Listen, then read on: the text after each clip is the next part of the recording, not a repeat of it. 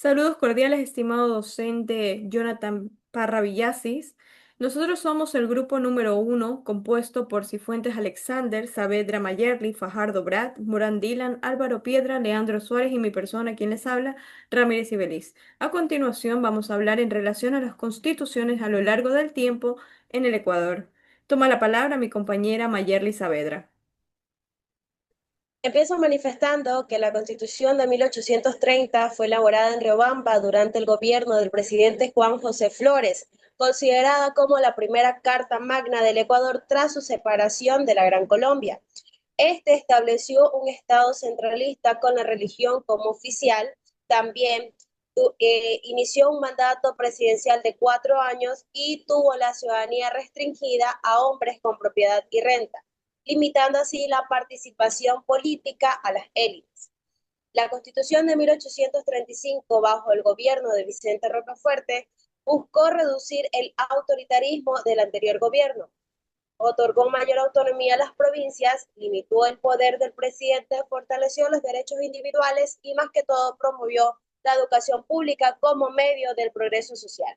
En 1843 se conoció esta constitución como la Carta de la Esclavitud, promovida nuevamente por Juan José Flores, amplió el mandato presidencial a 8 años con reelección indefinida y concentró el poder en el Ejecutivo, restringiendo las libertades ciudadanas, lo que trajo molestia y descontento a la ciudadanía de aquel entonces.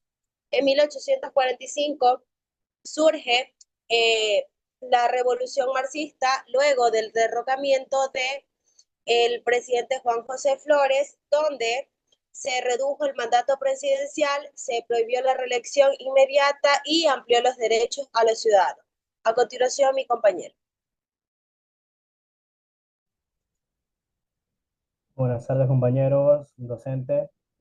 Pues a continuación vamos a hablar sobre la Constitución de 1851. Esta fue impulsada por Diego Noboa. Abolió la esclavitud y también dio protección a la libertad de trabajo y la garantía de derechos civiles.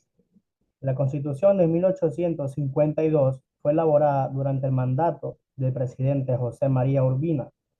Reafirmó la prohibición de la esclavitud y garantizó la libertad de prensa.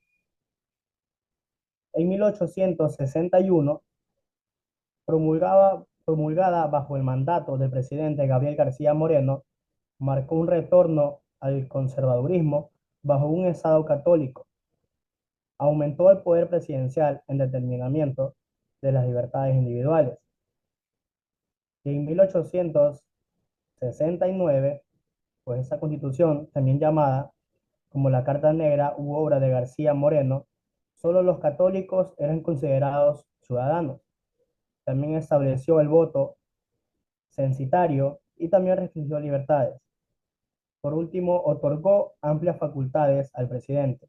A continuación, mi compañera Iberis. Gracias, compañero. Proseguimos con la Constitución del año 1878, la cual durante el gobierno de Ignacio Ventimiglia representó una apertura política moderada, redujo el autoritarismo y amplió libertades, iniciando un proceso de separación gradual entre la Iglesia y el Estado, porque limitó la libertad del culto. Pues bien, en el año 1884, esta constitución fue redactada bajo un contexto de restauración por Convención Nacional reunida en Quito tras la caída del régimen de Ignacio Ventimiglia y limitó la libertad de culto y fortaleció el poder ejecutivo. Proseguimos con la constitución del año 1897, la cual fue impulsada por Eloy Alfaro tras la Revolución Liberal. Estableció un Estado laico, garantizó la libertad de cultos, proclamó la educación laica y gratuita y prohibió la intervención de la Iglesia en asuntos políticos, consolidando las reformas liberales. La Constitución de 1906 también bajo Alfaro profundizó el lacismo, garantizó la libertad de pensamiento y de prensa, hizo obligatoria la educación y de esta manera fortaleció los derechos civiles, consolidando el Estado liberal. Prosiguiendo con la Constitución del año 1929, en la cual Se promulga en un gobierno de Isidro Ayora. Fue un hito histórico, puesto que en este año se estableció el sufragio femenino y se instauró el voto secreto. Y en el año 1945 se elaboró bajo un contexto sociodemócrata esta constitución tras el inicio de la Segunda Guerra Mundial que amplió los derechos laborales sindicales y garantizó la educación gratuita, reforzó la protección social. Hasta aquí mi intervención, a continuación mi compañero. Saludos compañeros y docente, yo retomo con la Constitución de 1946, impulsada por el presidente José María Velasco Ibarra, se enfocó en centralizar el poder ejecutivo para darle mayor autoridad al gobierno. Como resultado de esta concentración de poder, se limitaron algunas libertades políticas en el país.